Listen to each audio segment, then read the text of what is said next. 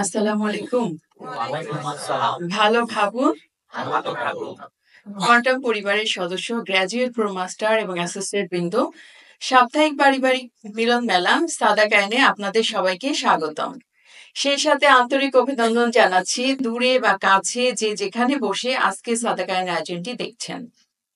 আজকে সাদা কায়নে থাকছে জীবনের জন্য প্রয়োজনীয় বিষয়ভিত্তিক আলোচনা, থাকছে প্রয়োজনীয় টিপস, প্রার্থনা বা দোয়া এবং মেডিটেশন। আমরা জানি আগামী সপ্তাহ থেকে আমাদের পবিত্র মাহে রমজান শুরু হতে যাচ্ছে। এই মাহে রমজানের সর্বোচ্চ কল্যাণ কিভাবে আমরা পেতে পারি, এই রমজানকে কিভাবে আমাদের জীবনের সর্বশ্রেষ্ঠ রমজান করতে পারি, সে বিষয়ের উপর এখন গুরুত্বপূর্ণ একটি আলোচনা থাকছে। বিষয়: রমজান আদায় করুন শরীর ও সম্পদের জাকাত। আমরা খুবই আনন্দিত যে আজকে আমাদের মাঝে বাণীবাহক হিসেবে উপস্থিত হয়েছেন কাজী শামীম। পেশাগতভাবে তিনি Kazi institute of management, conveyor, co-founder, V tutor Bangladesh, Manipur cell, Mirpur centre. সম্মানিত বাণীবাহকে আহ্বান করছি আজকে আমাদের মাঝে উপস্থাপন করার জন্য।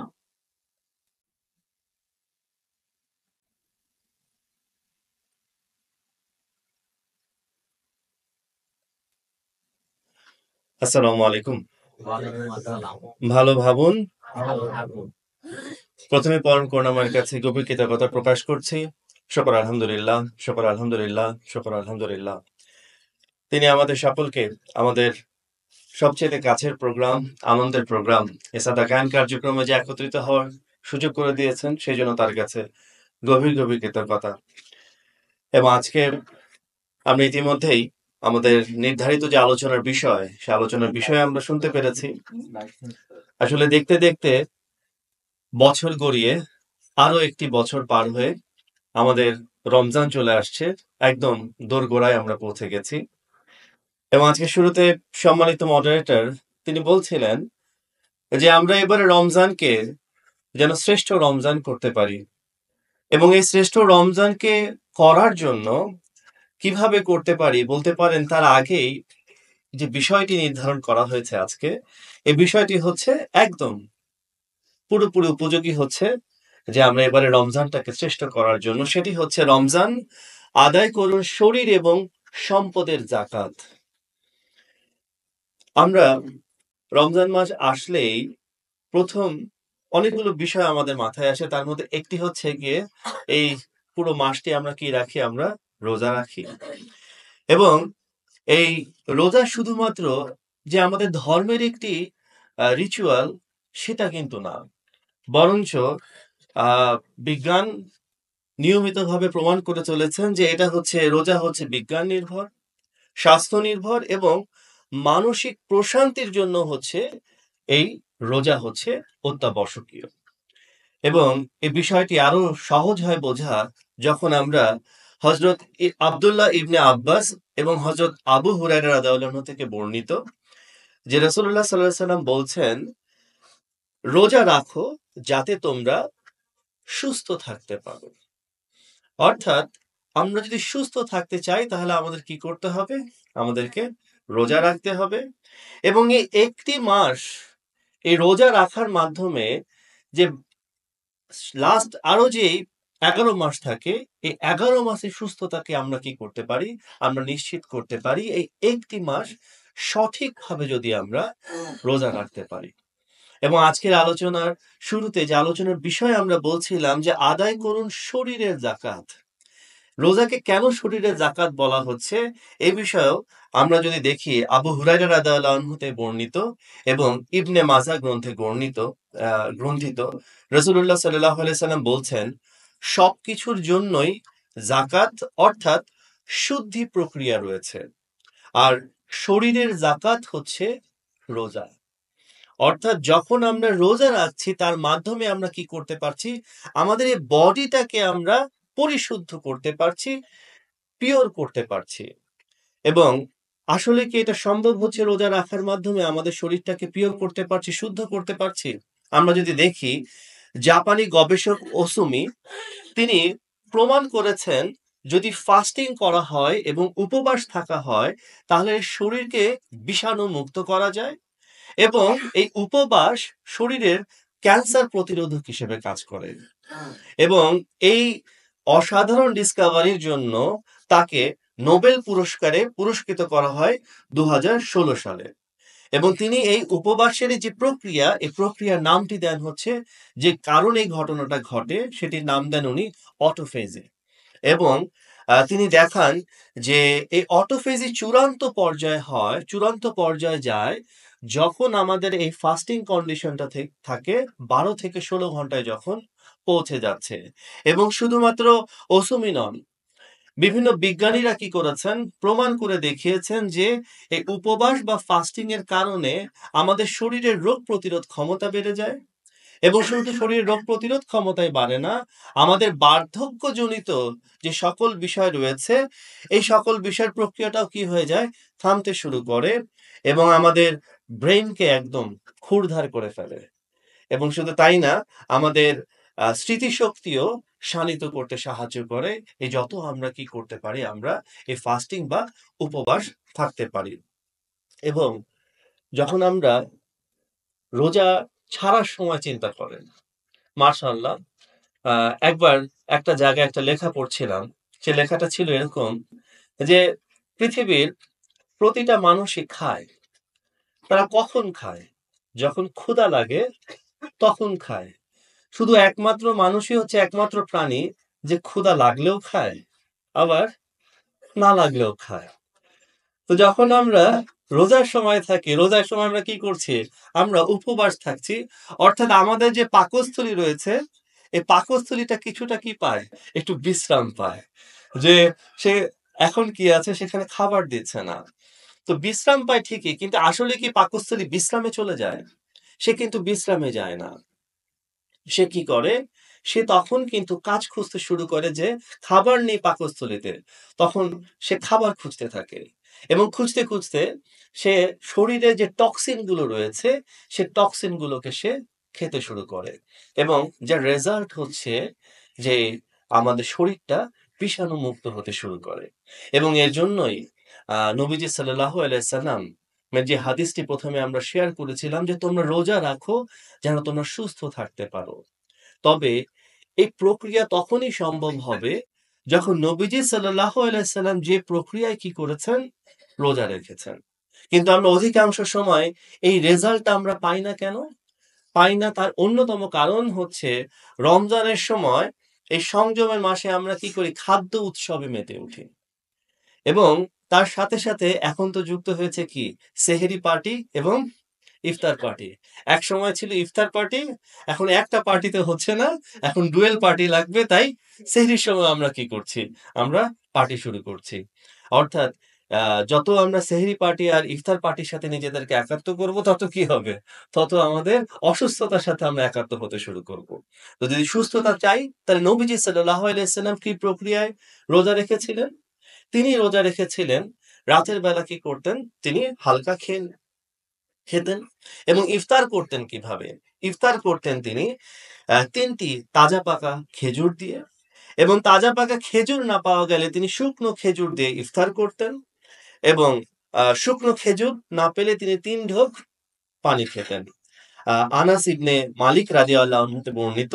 এবং আবু দাউদ ও তিরমিজি শরীফে গ্রন্থিত আসলে আমরা শুরুতে বলছিলাম যে রোজা হচ্ছে বিজ্ঞান নির্ভর শারীরিক সুস্থতার জন্য এবং মানসিক প্রশান্তির জন্য এবং এই মানসিক প্রশান্তির জন্য আমাদেরকে মানসিকভাবে ফিট হতে রোজা আমাদেরকে সাহায্য করবে যদি আমরা ছোট্ট কয়েকটা টিপস আমরা মেনটেন করতে পারি সেটা হচ্ছে এই রোজায় আমরা চিৎকার রাগ ক্রোধ এবং গীবত থেকে নিজেদেরকে কি করতে চাই আমরা নিজেদেরকে রক্ষা করতে চাই তো আমরা আজকে যে আলোচনার বিষয় ছিল যে আদায় করুন শরীরের যাকাত ও সম্পদের যাকাত শরীরের যাকাত আমরা আদায় করে ফেললাম রোজা রাখার মাধ্যমে শুদ্ধ করার মাধ্যমে শরীরকে তো সম্পদের যাকাত কিন্তু আমাদেরকে কি করতে হবে আদায় করতে হবে আমরা জানি যে এক চান্দ্র বছর পর্যন্ত যদি আমাদের 63,000 টাকা জমা থাকে তাহলে প্রত্যেকটি প্রাপ্তবয়স্ক মুসলিমের উপর ফরজ হচ্ছে কি যাকাত আদায় করা এখন প্রশ্ন আসতে পারে যদি যাকাত আদায় না করি তাহলে আমাদের কি হবে খুব সিম্পল।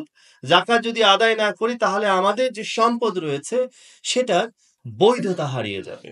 অর্থাৎ সেই সম্পদ আমার জন্য আর বৈধ থাকবে না, এবং সেই সম্পদ আমরা যাই উপার্জন করছি না কেন তা শুদ্ধ থাকবে না, পরিশুদ্ধ হতে পারবে না। এবং জাকাত যদি আদায় না করা হয় তাহলে ইবাদতও কবুল হবে না। আমরা নামাজ এবং জাকাতের কথা আমরা দেখি যে কোরআনের 16টি সূরায় 28 বার একসাথে বলা হয়েছে, এবং এটাই বোঝা যাচ্ছে যে জাকাতের গুরুত্বটা কতখানি। এবং হিজরি 8ম শতকের বিখ্যাত আলেম ইমাম আল ইরাকি খুব সুন্দরভাবে বলেছেন, যারা ঈমান, নামাজ ও জাকাত এই 3টি স্তম্ভের আন্তরিক যত্ন নেবেন তারা রোজা ও হজ পালন করতে পারবেন অনায়াসে। অর্থাৎ আমরা যদি রোজা আর হজটাকে সুন্দরভাবে পালন করতে চাই তাহলে আমাকে কি করতে হবে? ঈমান, নামাজ এবং জাকাতটাতে তার প্রতি আমাদের যত্নশীল হতে হবে এবং আদায় করতে হবে। এবং হিজরি 9ম শতকের ইমাম আল আয়ানি তিনি জাকাতকে নামাজের অংশীদারি হিসেবে বর্ণনা করেছেন। অর্থাৎ তিনি বলেছেন যে জাকাত ছাড়া নামাজ নিষ্ফল। অর্থাৎ আমি সুন্দর 5 ওয়াক্ত নামাজি, কিন্তু আমি যদি জাকাতের ব্যাপারে সচেতন না থাকি তাহলে আমার নামাজটাও কি হয়ে যাবে? নামাজটাও নিষ্ফল হয়ে যাবে। তো আমরা এই রমজান মাসটাতে আমরা দায়িত্ব নিতে চাই যেন আমরা কি করতে পারি? আমরা এই শরীরের জাকাত আদায় করতে পারি এবং আমরা সম্পদের জাকাত আদায় করতে পারি। তো আমাদের করণীয়টা হচ্ছে খুব সিম্পল। আমরা সচেতন হতে চাই এবং এবারে রমজানটাকে শ্রেষ্ঠ রমজান হিসেবে পালনের জন্য যেভাবে আল্লাহ তাআলা রোজাকে ফরজ করেছেন সেভাবে আমরা রোজাটাকে আদায় করতে চাই, এবং যেন সারা বছর আমরা এই একটি মাস রোজা রাখার মাধ্যমে সারা বছর যেন আমরা সুস্থ থাকতে পারি। এবং এই একটি মাস হচ্ছে একটা এক্সারসাইজের সময়। এই এক্সারসাইজ যদি আমরা ভালো করে করতে পারি তাহলে অনেক কিছুকে আমরা কি করতে পারবো? নিজেদের অনেক আচরণ অভ্যাস থেকেও নিজেদেরকে দূরে রাখতে পারবো।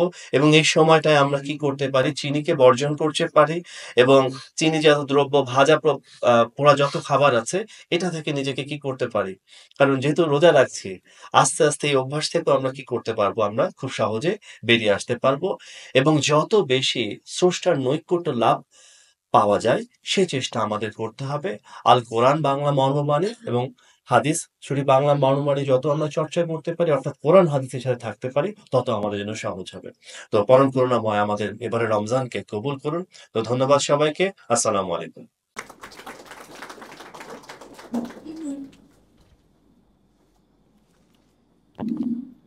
সম্মানিত বাণীবাহকে ধন্যবাদ। এত চমৎকারভাবে এত গুরুত্বপূর্ণ একটি বিষয়কে আমাদের মাঝে উপস্থাপন করেছেন। সুন্দর ও সাবলীল উপস্থাপনার মধ্যে দিয়ে আমরা বুঝতে পেরেছি যে রমজানে আমাদের কি কি করতে হবে। তার জন্য আরেকবার করতালি দিয়ে কৃতজ্ঞতা জানাই।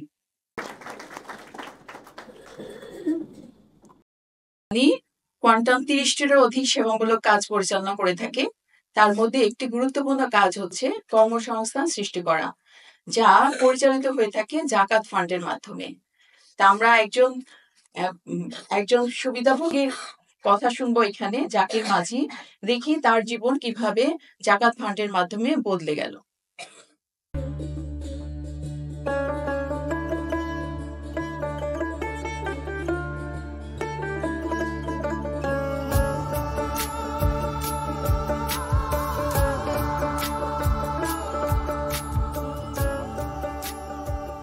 আমার নাম মোহাম্মদ জাকির।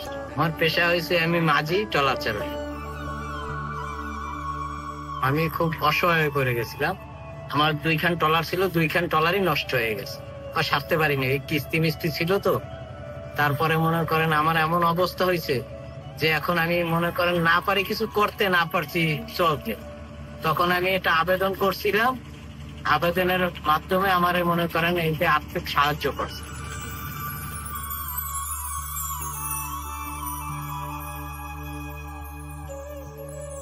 জাকির হোসেন আমাদের কোয়ান্টাম কল্যাণ শাখাতে তার অসহায় অবস্থা জানিয়ে একটি দরখাস্ত করে।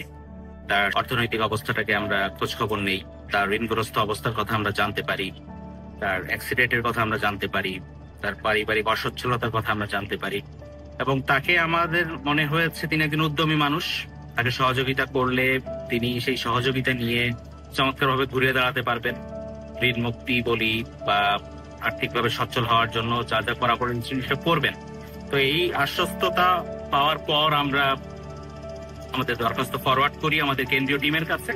কেন্দ্রীয় টিম জাকির ভাইয়ের সঙ্গে কথা বলেন, তারাও তার তথ্যের ভিত্তিতে সিদ্ধান্ত নেন যে তাকে সহযোগিতা করা যেতে পারে। তার যে ক্ষেত্রে দক্ষতা, অর্থাৎ তিনি মাঝি, নৌকা চালান, নৌকা চালিয়ে জীবন নির্বাহ করতেন, তো সেই ক্ষেত্রেই সহযোগিতা করার জন্য আমরা সিদ্ধান্ত নেই এবং তাকে বলি যে আপনি আপনার ব্যবহারের জন্য, আপনার কাজের ব্যবহারের জন্য একটা চমৎকার দেখে ভালো কন্ডিশনের নৌকা ক্রয় করেন। এবার এটাও বলে দিই যে আমরা এরকম বাজেটের সহযোগিতা করব আপনাকে এবং এটা এককালীন করব কোয়ান্টাম জাকাত ফান্ড থেকে। কিছুদিনের মধ্যেই এই নৌকাটা উনি চয়েস করেন, এটার কন্ডিশন উনি যাচাই বাছাই করেন, এক্সপার্ট দিয়ে এটাকে পরীক্ষা করা হয় যে ইঞ্জিনগুলো কেমন কন্ডিশনে আছে, এটা কতদিন পর্যন্ত সার্ভিস দিবে। এরপর আমরা খুলনা অফিস থেকে দুজন সহকর্মী যে একেবারে বিক্রেতার কাছ থেকেই আমরা নৌকাটা ক্রয় করি এবং জাকির হোসেনের কাছে হস্তান্তর করি। তারা আমার 1 লাখ টাকা সহযোগিতা করছে, সেখানে আমার 1 টাকাও লাগবে না, কিন্তু তারা আমারে বলছে যে ট্রলার কিনে দেব, তুমি সেই ট্রলার চালাই তুমি তোমার জীবন ঘুরাও। তাই আমি সেই ট্রলার এই যে 1 লাখ টাকা দিয়ে কিনছি, কেনার পরে তাই আমি সেইভাবেই আছি। এখন আমার জীবন আস্তে আস্তে ঘুরতেছে।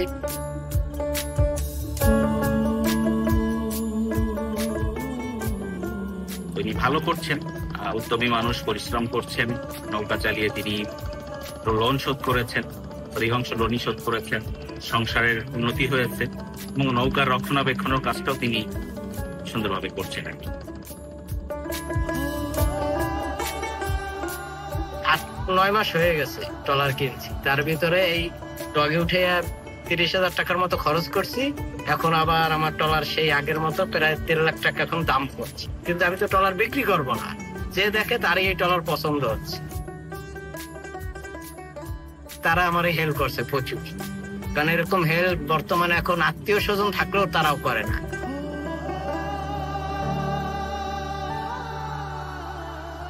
কোয়ান্টাম খুলনা শাখা থেকে যখনই কোনো সাহায্য প্রাপ্তির আবেদন আসে, আমরা খুব আন্তরিকতা নিয়ে সেই আবেদনটা যাচাই বাছাই করি, তিনি প্রকৃত গ্রহীতা কিনা, প্রকৃত নিডি কিনা এবং জাকাতের খাতভুক্ত হন কিনা। যেহেতু আমরা জাকাতের অর্থ থেকে এই সহযোগিতা করছি, জাকাতের সুনির্দিষ্ট খাতভুক্ত সেই খাতে পড়েন কিনা সেটা আমরা যাচাই করি। গ্রহীতার আবেদনের প্রেক্ষিতে তিনি যে ধরনের সহযোগিতা চাচ্ছেন, এটা পণ্য হতে পারে, এটা কোনো ভেহিকেল হতে পারে, যেমন এটা নৌকা, কখনো ভ্যান, কারো কারো ক্ষেত্রে রিক্সা, কারো কারো ক্ষেত্রে অটো, ইজি বাইক, এগুলো ক্রয় করে দিই।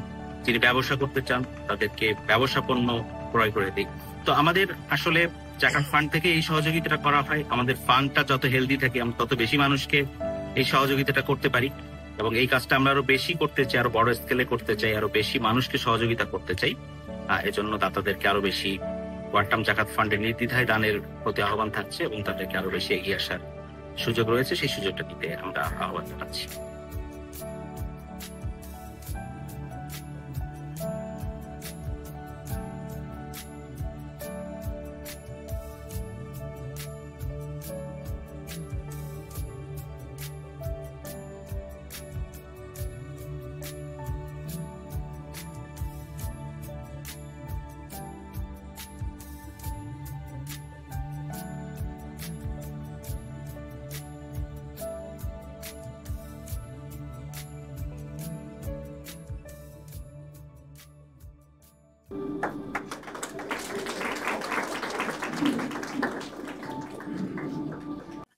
আমরা দেখছিলাম জাকাত ফান্ডের অর্থ কিভাবে জাকির মাঝি জীবন বদলে দিল। এভাবে একটি বহমান সৎকর্মে আমরা সবাই সংযুক্ত হতে পারি। আমাদের যাদেরই জাকাত ফরজ হয়েছে, আমরা জাকাত এবং নিজের জাকাত এবং আমাদের আত্মীয় স্বজন পরিচিত যে জাকাত আমরা কোয়ান্টামে জমা দিতে পারি। এখন আমরা অটো সাজেশন চর্চা করব। প্রথমে আমি বলবো, এরপরে আপনারা একই কথা পুনরাবৃত্তি করবেন। ভালো ভাববো, ভালো বলবো, ভালো করবো, ভালো থাকবো, ভালো ভাববো, ভালো বলবো, ভালো করবো, ভালো থাকবো। ধন্যবাদ সবাইকে।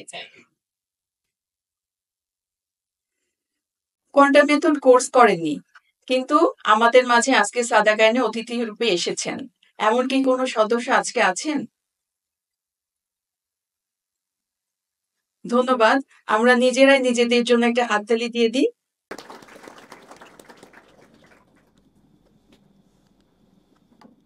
এখন থাকছে সুখবর। কেন্দ্রীয় এবং বনশ্রী সেন্টারের সুখবরগুলো জানিয়ে দিবেন ফারহানা মমতাজ শশী, আর্জেন্টিনার বনশ্রী সেন্টার। তাকে আহ্বান করছি আমাদের মাঝে সুখবরগুলো জানিয়ে দেবার জন্য।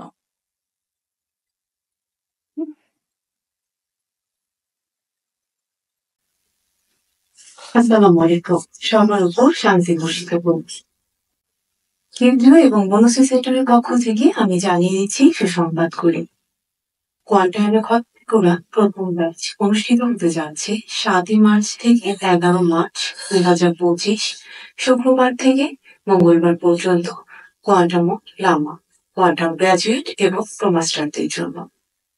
কোয়ান্টামে খতমে করা দ্বিতীয় ব্যাচ অনুষ্ঠিত হতে যাচ্ছে 18 মার্চ থেকে 22 মার্চ 2025 মঙ্গলবার থেকে শনিবার কোয়ান্টাম লামা, এটিও কোয়ান্টাম গ্রাজুয়েট এবং প্রমাস্টারদের জন্য। 7 দিন ব্যাপী কোয়ান্টাম গ্রাজুয়েট এবং প্রমাস্টারদের জন্য 7 মার্চ থেকে 13 মার্চ 2025 শুক্রবার থেকে বৃহস্পতিবার বনশ্রী সেন্টার, ওয়াইএমসি হক ঢাকায় থেকে সরাসরি সম্প্রচারিত হবে। দোয়া ও ইফতার প্রোগ্রাম কোয়ান্টাম প্রোমাস্টার গ্রাজুয়েট এবং অ্যাসোসিয়েটদের জন্য 5 মার্চ 2025 বুধবার, সময় বিকেল 4:45 থেকে ইফতার পর্যন্ত, স্থান বনশ্রী সেন্টার, অনুদান মাত্র 180 টাকা। আমরা দ্রুত নাম নিবন্ধন করছি। শ্রদ্ধেয় গুরুজির পরিচালনায় আখেরি দোয়া কোয়ান্টাম গ্রাজুয়েট ও প্রোমাস্টারদের জন্য 15 মার্চ 2025 শনিবার, সময় সকাল 9টা থেকে ইফতার পর্যন্ত, স্থান আইডিইবি ভবন, কাকরাইল। এছাড়াও সম্মানিত আলোচক জাকাতের বিষয়ে অত্যন্ত চমৎকার ভাবে আমাদেরকে বলেছেন আমরা আমাদের জাকাত কোয়ান্টাম ব্যবস্থাগুলো শরীক করতে পারি। ফেব্রুয়ারি মাসে কোয়ান্টাম নতুন কিছু প্রকাশনা রয়েছে। শ্রদ্ধেয় গুরুজি নতুন 2টি বই, কোয়ান্টাম ভাবনা ফিউশন ও কাজ প্রেম দেশ, এছাড়াও শিশুদোষ প্রকাশনাও 2টি, কাকনহাট ভ্রমণ এবং এসো ডাক্তার ডাক্তার খেলি। এছাড়াও রয়েছে শুদ্ধাচার লুডু, আমরা সংগ্রহে রাখতে পারি।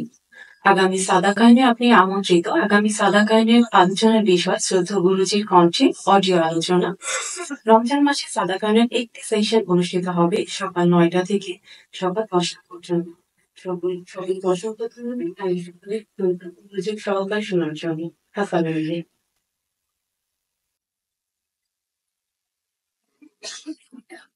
এখন আমরা একটু দম চর্চা করে প্রাণবন্ত হব। আমরা সবাই মেরুদণ্ড সোজা করে বসবো। আমরা আজকে করব একনাসা প্রাণায়াম। প্রথমে আমি একটু করে দেখাবো, এরপরে আমরা সবাই একসাথে অনুশীলন করব। প্রথমে হাত মুষ্টিবদ্ধ করে অনামিকা এবং বৃদ্ধাঙ্গুলি বের করে নিব এইভাবে। এরপরে ডান পাশের বৃদ্ধাঙ্গুলি দিয়ে ডান পাশের নাকের ডান পাশের ছিদ্র বন্ধ করে বাম নাক দিয়ে লম্বা দম নিব। এবার অনামিকা দিয়ে বাম পাশের ছিদ্র বন্ধ করে ডান পাশ দিয়ে ছেড়ে দিব। আবার ডান পাশ দিয়ে লম্বা দম নিব। ডান পাশের ছিদ্র বন্ধ করে বাম পাশ দিয়ে ছেড়ে দিব। ডান বাম মিলিয়ে 1 প্রস্থ হলো। এরকম আমরা সারাদিনে 6 থেকে 10 প্রস্থ করব। এবং এখন আমরা সবাই একসাথে করি।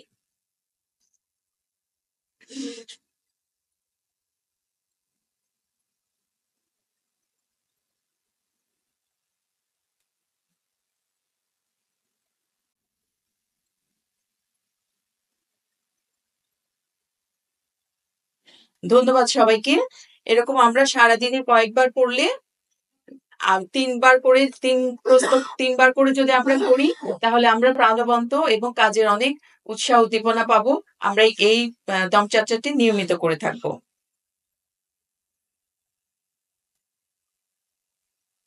এখন থাকছে কিছু শুদ্ধাচার টিপস। শুরুতে মাহে রমজান দৃষ্টিভঙ্গির শুদ্ধাচার টিপস। সারাদিন না খেয়ে থাকা মানে রোজা রাখা নয়। ভরপেট সেহরি ইফতার করাতে রোজার মাহাত্ম্য বাড়ে না। রমজানে প্রয়োজন আত্মশুদ্ধির আপ্রাণ চেষ্টা। তাই শুধু খাবারে নয়, চিন্তা, কথা ও আচরণেও সংযমী হন। এবার রমজানের মেনু শুদ্ধাচার টিপস।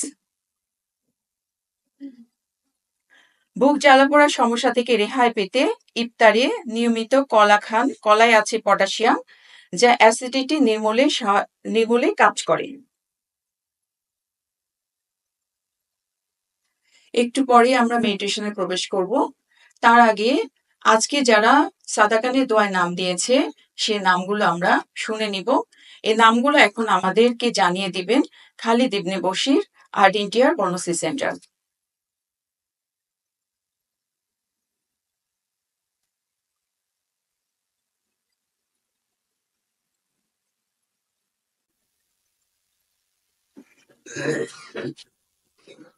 আসসালামু আলাইকুম। আজকে দোয়ার খাতে যারা নাম দিয়েছেন তাদের নামগুলো আমি পড়ে শোনাচ্ছি। আমরা এখন চোখ বন্ধ করে মনোযোগ দিয়ে নামগুলো শুনবো। একটু পরে মেডিটেশনে তাদের জন্য দোয়া করব।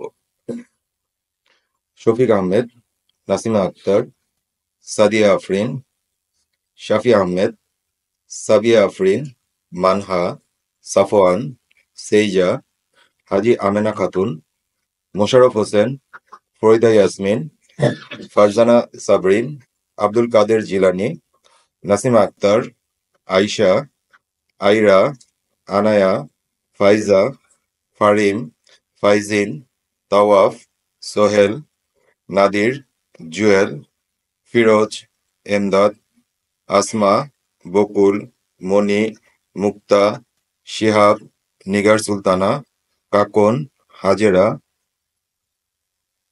আলবিরুনি, শাহনাজ রায়হান, ডাক্তার নুসরাত জাহান, রনক জাহান, রাফি শাহ, মাহাদিয়া তমা, সামির শাকির শিশির, মেজর ফখরুল ইসলাম, সর্বাণী কুণ্ড, হরিমোহন, মঞ্জু দাশগুপ্তা, শামসুন নাহার, মোস্তফা, জয়, তামজিদ, রিমু, হেনা বেগম, জুনায়েদ এমরান, জাবেদ এমরান, তাসকেরা খাতুন, ইফতেখার আল মামুন, নাজনীর আক্তার আখি, হুসনে আরা বেগম, বেগম সুলতানা রাজিয়া, আক্তারুন নেসা, হুমাইরা মেহজাবিন দিয়া, ইফতেখার সায়েম, মনোরা বেগম কনা, কুলসুমা বেগম শিলন, নুরুল কবির সিদ্দিকী, শাফাত সিদ্দিকী, নাসিফ সিদ্দিকী, আনতারা, তাসনিম, তাসফিন, মনিরা, সাদিয়া, তাসিম, তাসফিয়া, শিরিন, শরফ উদ্দিন, ফারুক উদ্দিন। আত্মার মাগফিরাত কামনায় যারা নাম দিয়েছেন তারা হচ্ছেন ফায়াজ, জাহাঙ্গীর, খালেদ শিকদার, কদম আলী সরকার, মজনু সরকার, আমিনা বেগম, ফিরোজা বেগম, হাসানুজ্জামান, রফিক, রিয়াজ উদ্দিন, বদরুল আলম, সিরাজুল ইসলাম, মোহাম্মদ নাসির উদ্দিন, লাল বানু, অ্যাডভোকেট শাহিন, অ্যাডভোকেট মোস্তাক, দিলবানু। আরো যারা নাম দিয়েছেন তাদের সবার জন্য আমরা দোয়া করব। আমরা শ্রদ্ধেয় গুরুজি ও মাজির জন্য দোয়া করব। আমরা আমাদের নিজেদের জন্য, দেশের জন্য এবং বিশ্বের সার্বিক কল্যাণ কামনা করে দোয়া করব। ধন্যবাদ।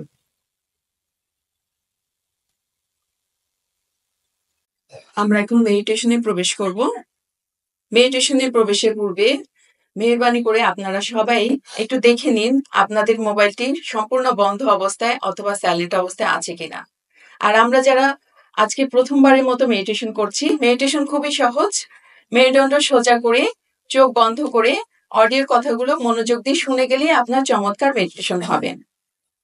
আমরা আজকে করছি টোটাল ফিটনেস মেডিটেশন।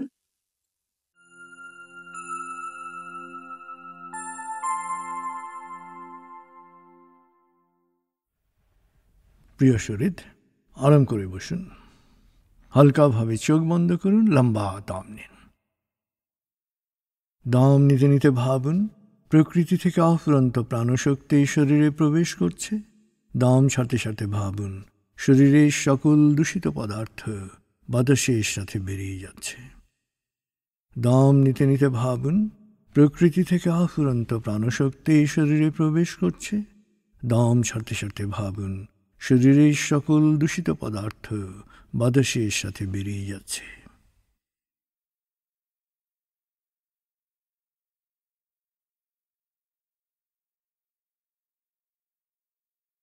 দম নিতে নিতে ভাবুন প্রকৃতি থেকে অফুরন্ত প্রাণশক্তি শরীরে প্রবেশ করছে।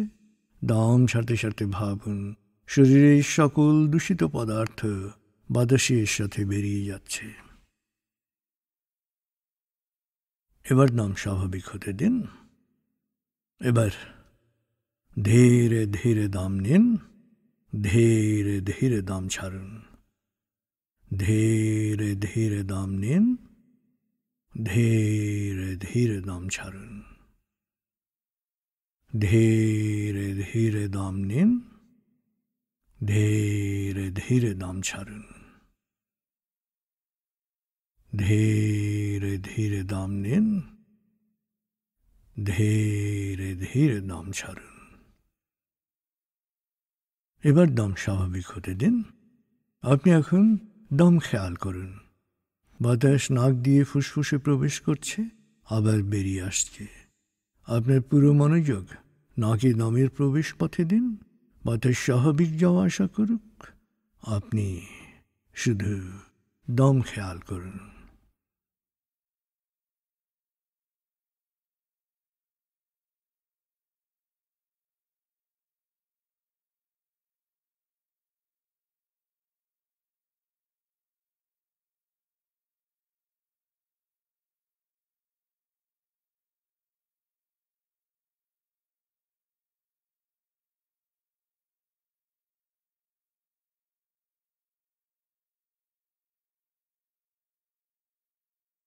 আরাম, আরাম, আরাম।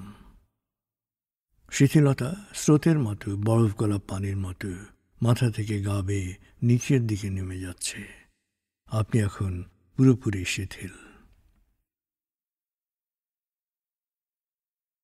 মনের বাড়ির পথে আপনি এখন আলফা স্টেশনে এসে পৌঁছেছেন।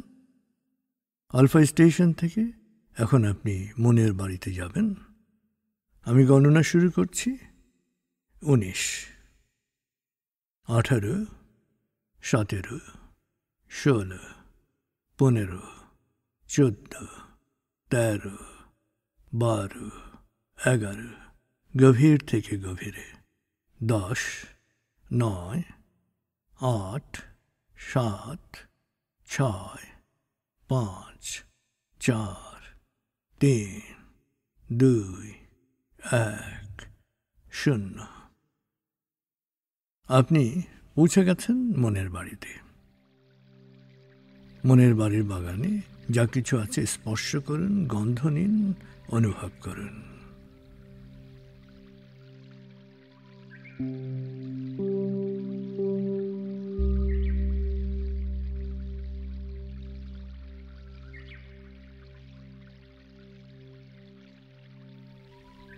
মনের বাড়ির বাগানে মনের আনন্দে ঘুরে বেড়ান।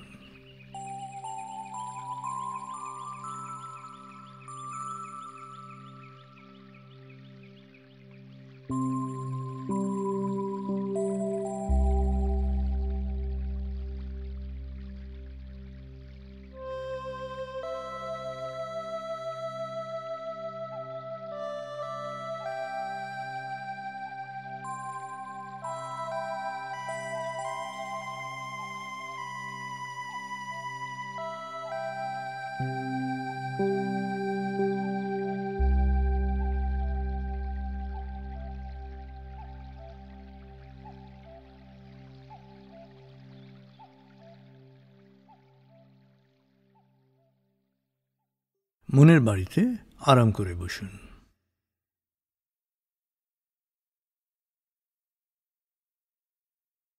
এবার টোটাল ফিটনেসের ভাবনায় ডুবে যান। আসলে আপনি যে ভাবতে পারেন, এটাই আপনার সবচেয়ে বড় শক্তি। একজন মানুষের সবচেয়ে বড় শক্তি হচ্ছে এই ভাবার ক্ষমতা। এই ভাবার ক্ষমতাই মানুষকে তার এক অবস্থা থেকে আরেক অবস্থায় উত্তরণ ঘটিয়েছে।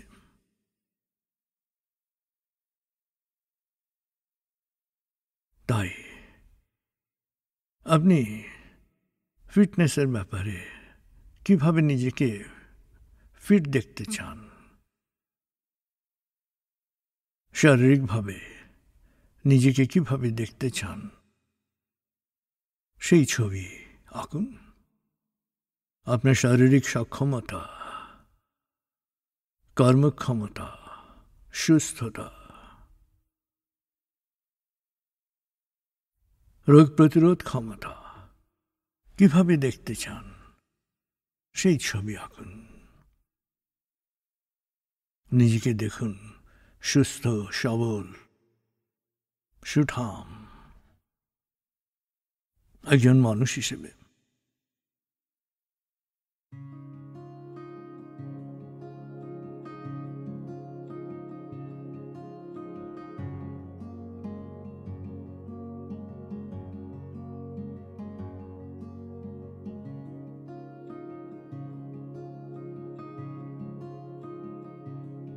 আসলে সুস্থতা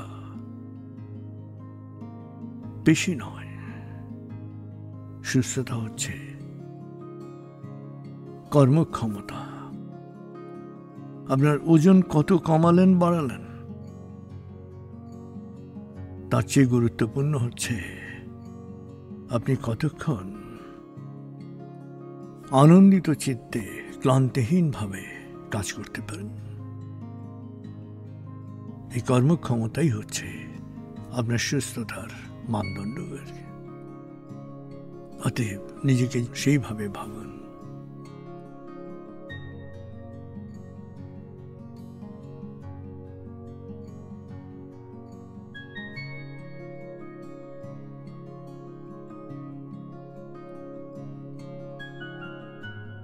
আপনার রোগ প্রতিরক্ষা ব্যবস্থা আপনাকে ব্যাকটেরিয়া, ভাইরাসের আক্রমণ থেকে সবসময় সুরক্ষিত রাখছে এবং সুস্থতাকে আপনি পরিপূর্ণভাবে উপভোগ করছেন।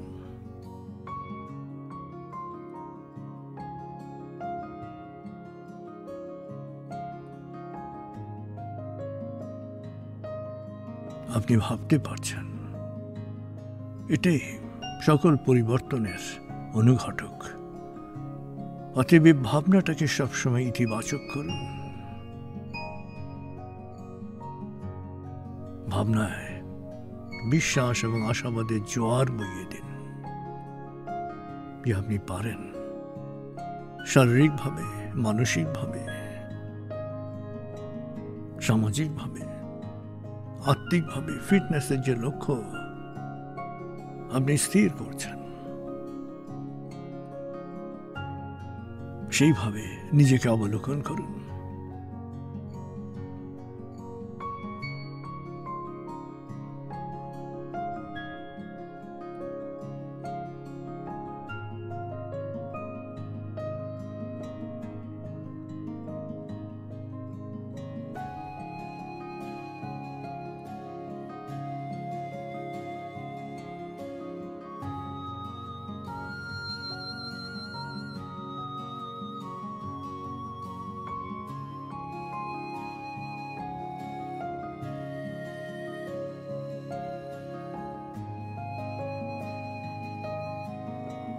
মেন্টাল ফিটনেস হচ্ছে, আপনি জানেন মেন্টাল ফিটনেস হচ্ছে যে কোনো পরিস্থিতি আসুক, যে কোনো নেতিবাচকতা আসুক, যে কোনো চ্যালেঞ্জ আসুক, সেটাকে সহজভাবে গ্রহণ করা।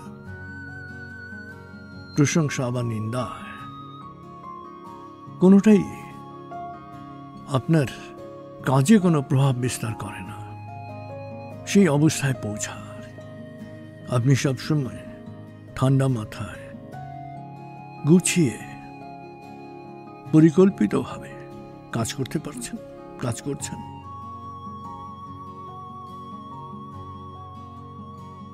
প্রতিটি পরিস্থিতিতে সহজ স্বাভাবিক আচরণ করছেন।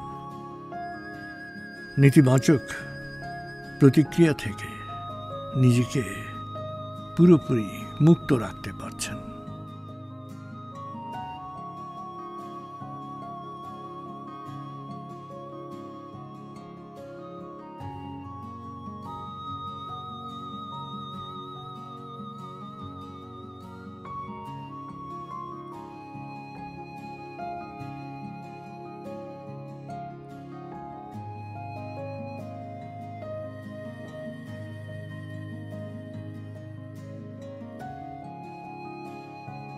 অবলোকন করুন নিজেকে ধৈর্যের পাহাড় হিসেবে।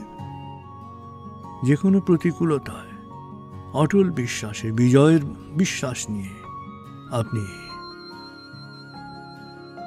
অপেক্ষা করতে পারছেন। পরিস্থিতি পরিবর্তনের জন্য ঠান্ডা মাথায় কাজ করতে পারছেন এবং যে কোনো সমস্যার ভেতরে যে সুযোগটি লুকিয়ে আছে সেটাকে আপনি দেখতে পাচ্ছেন এবং সেই সুযোগটিকে আপনি কাজে লাগানোর সক্ষমতা অর্জন করেছেন।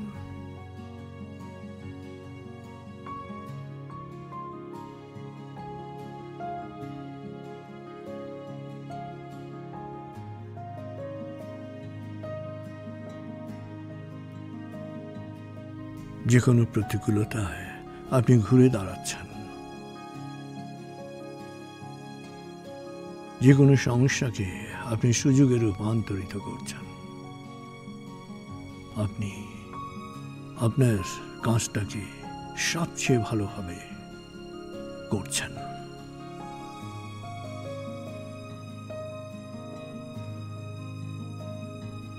আপনার সামাজিক ফিটনেসকে অবলোকন করুন, যে আপনি ছোট বড় নির্বিশেষে সবাইকে আগে সালাম দিচ্ছেন, স্পষ্ট করে বলছেন আসসালামু আলাইকুম, আপনার উপর শান্তি বর্ষিত হোক।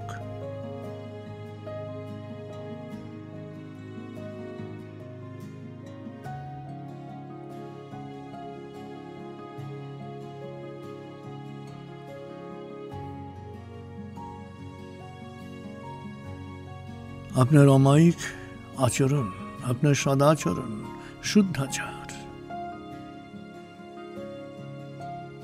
সবাই আপনার সাথে কথা বলার, মেশার, পরামর্শ নেয়ার আগ্রহ অনুভব করছে।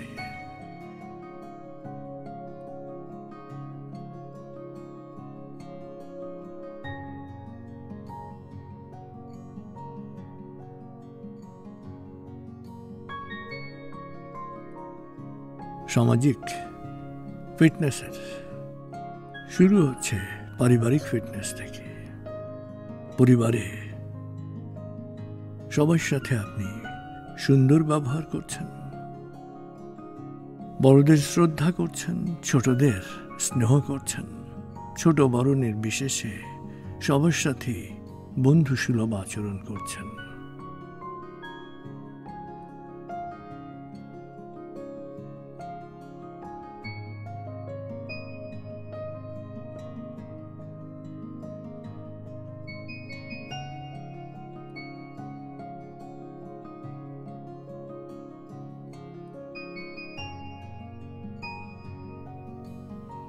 মা বাবার দোয়া নিয়ে দিনের কাজ শুরু করছেন।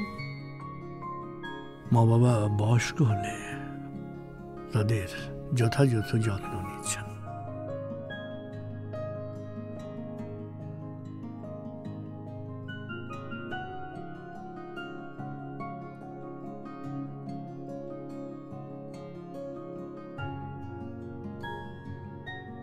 সামাজিক ফিটনেস বাড়ানোর জন্যে ফাউন্ডেশনের নিয়মিত সাদাকায়নে অংশ নিচ্ছেন।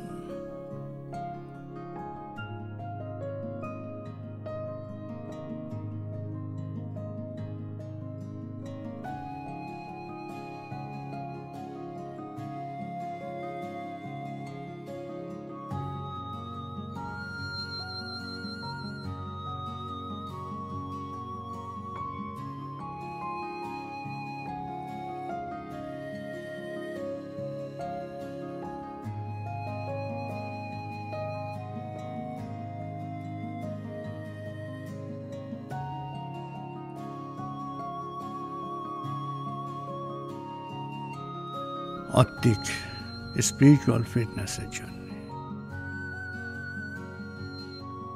আপনি দেখুন, স্রষ্টায় আপনার বিশ্বাস,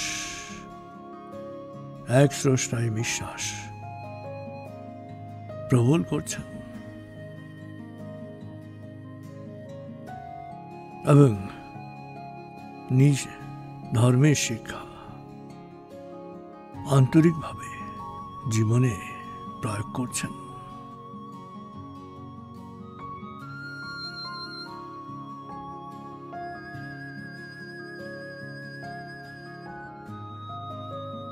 প্রতিটি মানুষের প্রতি সমমর্মিতা অনুভব করছেন।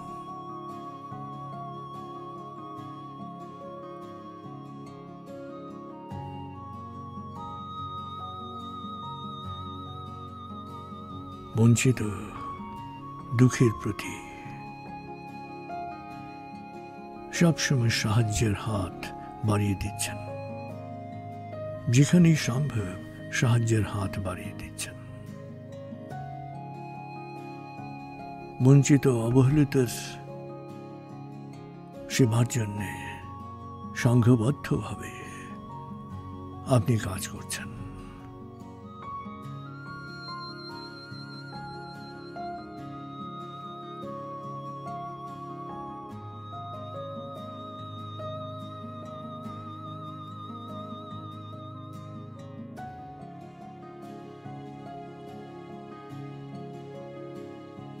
আপনি জানেন বেলা শেষে আপনি কতগুলো ডিগ্রি অর্জন করলেন, কত টাকা কামাই করলেন, কত রেস্টুরেন্টে খেলেন। এ ব্যাপারে জিজ্ঞাসিত হবেন না। এই বিষয়গুলো আপনার সৎকর্ম হিসেবে আত্মিক ফিটনেসের কারক হবে না, আত্মিক মুক্তির কারক হবে। ক্ষুধার্তের জন্যে, অসুস্থের জন্যে, বঞ্চিতের জন্যে করা বিন্দু বিন্দু কাজ, এই বিন্দু বিন্দু কাজই আপনাকে স্রষ্টার রহমতের ছায়ায় রাখবে।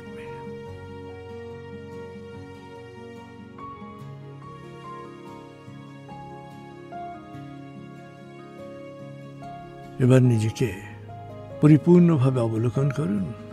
আপনার শারীরিক, মানসিক, সামাজিক, আত্মিক শক্তি সুগঠিত, সুসংহত হওয়ায় আপনি পরম করুণাময়ের রহমতের ছায়ায় অবস্থান করছেন।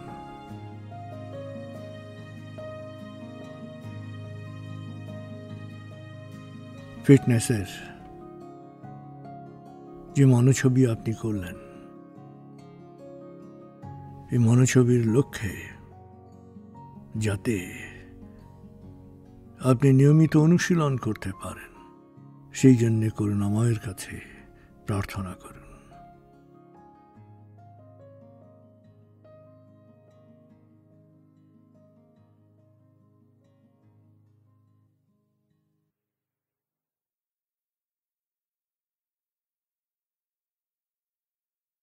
এবার আপনি আপনার ডানে উপবিষ্ট ভাই বা বোনের ছবি আপনার সামনে নিয়ে আসুন। তার নিরাময়, সুস্বাস্থ্য, সাফল্য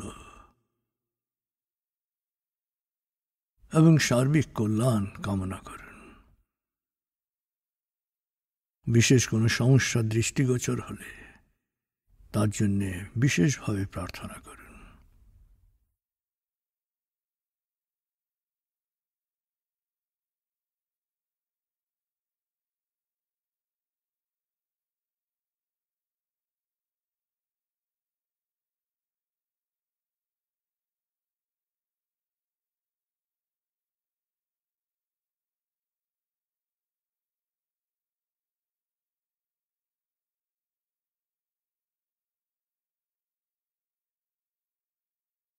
এবার আপনি আপনার বামে উপবিষ্ট ভাই বা বোনের ছবি আপনার সামনে নিয়ে আসুন। তার নিরাময়, সুস্বাস্থ্য, সাফল্য, প্রাচুর্য, সার্বিক কল্যাণের জন্য প্রার্থনা করুন। বিশেষ কোনো সমস্যা থাকলে সেই জন্যে বিশেষ প্রার্থনা করুন।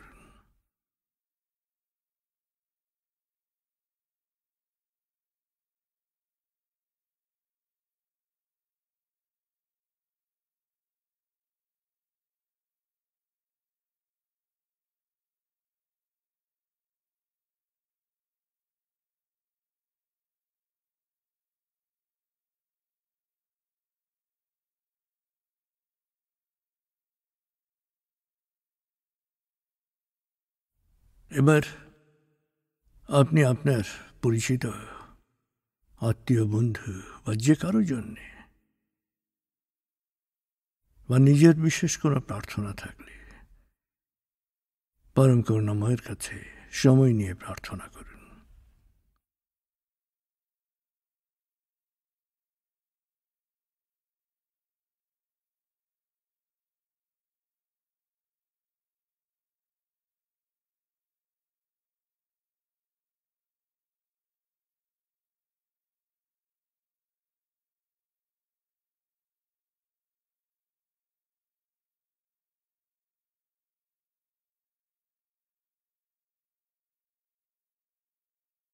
টোটাল ফিটনেসের কল্যাণ ভাবনায় চমৎকার এক আনন্দদায়ক সময় কাটিয়েছেন আপনি।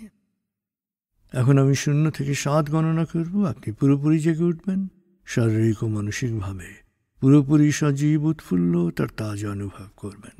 এবার লম্বা দম নিন। 0, 1, আবার লম্বা দম নিন। 2, 3, আবার লম্বা দম নিন। 4, 5, মনে মনে বলুন 7 গণনার পর আমি চোখ মেলে তাকাবো, আমি পুরোপুরি জেগে উঠব, শারীরিক ও মানসিকভাবে পুরোপুরি সজীব উৎফুল্ল তার তাজা অনুভব করব। লম্বা দম নিন। 6, 7, চোখ মেলুন, আস্তে আস্তে মাথা ও ঘাড় নাড়ুন, পা টান টান করুন, হাত নাড়ুন, জোরে বলুন বেশ ভালো লাগছে, বেশ বেশ ভালো লাগছে। গভীর আত্মনিমগ্নতার মধ্যে দিয়ে আমরা মেডিটেশনের সময় অতিবাহিত করছিলাম। আমাদের মধ্যে একটু ভালো লাগা তৈরি হয়েছে। এই ভালো লাগাকে যদি আমরা স্থায়ী করতে চাই, আমরা বাসায় অনুশীলন করতে চাই, তাহলে আপনার নিকটস্থ শাখা সেল থেকে আপনি মেডিটেশন অডিওগুলো সংগ্রহ করতে পারেন, অথবা আমাদের অফিসিয়াল ওয়েবসাইট quantammethod.org.bd ওয়েবসাইট থেকে ডাউনলোড করে মেডিটেশনগুলো বাসায় অনুশীলন করার জন্য নিতে পারেন। এখন একটি অটো সাজেশন চর্চা করব। ভালো মানুষ ভালো দেশ, স্বর্গভূমি বাংলাদেশ। ভালো মানুষ ভালো দেশ, স্বর্গভূমি বাংলাদেশ। আরেকটি অটো সাজেশন চর্চা করব।